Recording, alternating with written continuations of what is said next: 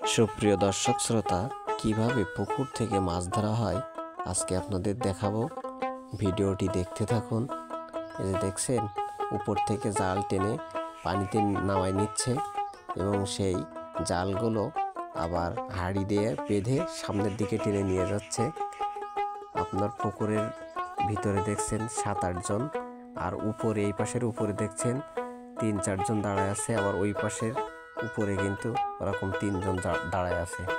আর এই লোকগুলো এক পাশে 3 জন থাকে আর ওই পাশে 3 জন থাকে, আর সবগুলো পুকুরের ভিতরে থেকে এইভাবে জাল টেনে নিয়ে যাচ্ছে।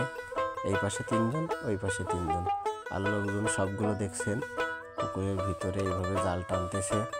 আর এই পাশে যে জাল টানতেছে পুকুর পাড়ের নিচে দেখেন একজন আবার পানি দিয়ে ঝাঁকি দিচ্ছে, যাতে মাছগুলো জালের ভিতরে চলে আসে, মাছগুলো বাইরে চলে না যায়। আর হাঁড়িগুলো কিন্তু সব ভালো করে বেঁধে দিছে, যাতে মাছগুলো উপর দিয়ে লাফ দিয়ে না যেতে পারে, নাই পানিতে জালটা হয়ে যাবে, নিচে হয়ে যাবে। আর এই পাশে দেখছেন আবার 3 জন উপরে টানতেছে, আর ওই পাশে একজন যে জালটা ধরে আছে এটাকে বলা হয় কাশি। ওই কাশি আপনার যখন টানা হয় তখন এই কাশিটা ধরে ঝাঁকি দিতে হয়, তাহলে মাছ বেঁধে যায়, ছাড়াতে চায় না। এই পাশে দেখতে পাচ্ছেন 3 জনও টানতেছে এবং কাশি অনেক সময় ধরে টানতে হয়, তাই মাছগুলো বেঁধে যায়, তারপরে আবার ঝাঁকি দিয়ে দিয়ে ছাড়িয়ে দেয়। আর এই জাল টানতে কিন্তু একটু সময় লাগে, কেননা মাছগুলো সব জালের ভিতরে নিয়ে আসতে হয়। জালের ভিতরে না নিয়ে আসলে তো মাছ ধরা যাবে না, এই জন্য একটু সুন্দরভাবে এই জাল টানতে হয়।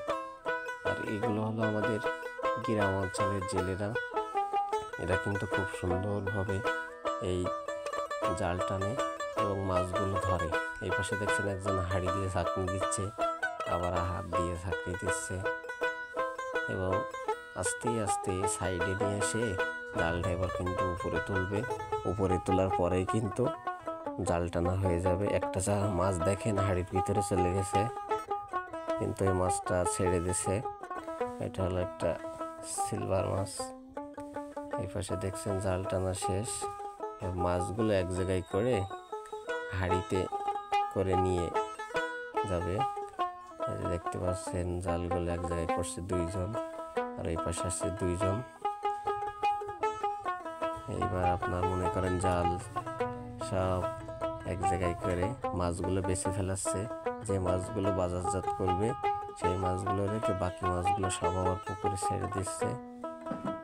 আর এই পাশে দেখতে পাচ্ছেন ঝুড়ি, ওই ঝুড়ির মাধ্যমে মাছগুলো হাঁড়ির ভিতরে দেওয়া হবে। হাতে তুলতে অনেক সময় লেগে যাবে, এই জন্য ঝুড়ির মাধ্যমে এই মাছগুলো তুলছে। আর ঝুড়ির মাধ্যমে তুললে দ্রুত হয়ে যায়। এই পাশে দেখছেন একজন উপরে তুলে দিল হাঁড়ি। আর এগুলো হলো দেখতে পাচ্ছেন পাবদা মাছ, এটা মূলত পাবদা মাছ।